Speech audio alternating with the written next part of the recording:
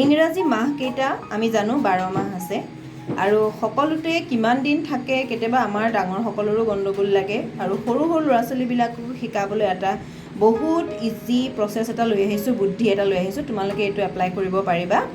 আৰু এতিয়া চোৱা, হাতৰ যিটো গাঁঠি ওলাই আছে দেখিছা তোমালোকে, গাঁঠিটোত আমি 31 দিনীয়া মাহ ধৰিম আৰু যিটো পৰ্চন মই পেনেৰে দাগ কৰি দিছোঁ দেখিছা, সেইটো তলত হয়। গাঁঠিটোৰ তলৰ পাৰ্টটো মানে দুটা গাঁঠিৰ মাজৰ যিটো এটা পাৰ্ট থাকিব, মাহবিলাকৰ নাম আমি গাই যাওঁতে যদি তেনেকুৱা তলত পৰে তেতিয়াহ'লে সেইটো 30 দিনীয়া মাহ হ'ব। কিন্তু আমি ফেব্ৰুৱাৰী মাহটো গম পাওঁ 28 বা 29 দিনীয়া হয়, সেইদৰে আমি হিচাপ কৰি যাম। আহাচোন এবাৰ হিচাপ কৰি দেখুৱাওঁ। তো জানুৱাৰী যিহেতু গাঁঠিত পৰিছে সেইকাৰণে হ'ব সেইটো 31 দিনীয়া মাহ। ফেব্ৰুৱাৰী যে তলত পৰিছে আমি সকলোৱে জানোৱেই 28 বা 29 দিনীয়া, তেতিয়া 28 দিনীয়া মাহ।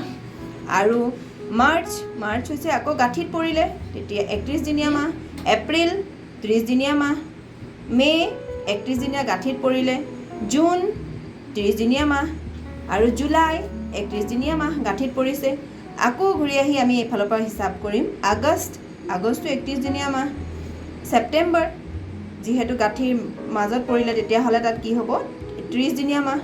আকৌ গাঁঠিত পৰিলে ছেপ্টেম্বৰ, অক্টোবৰ আহিলে অক্টোবৰ 31 দিনীয়া মাহ আৰু নৱেম্বৰ 30 দিনীয়া মাহ আৰু ডিচেম্বৰ মাহটোত হ'ব 31 দিনীয়া, যিহেতু ই গাঁঠিত পৰিছে। এনেধৰণে আমি মাহবিলাকৰ দিনবোৰ গণনা কৰিব পাৰিম।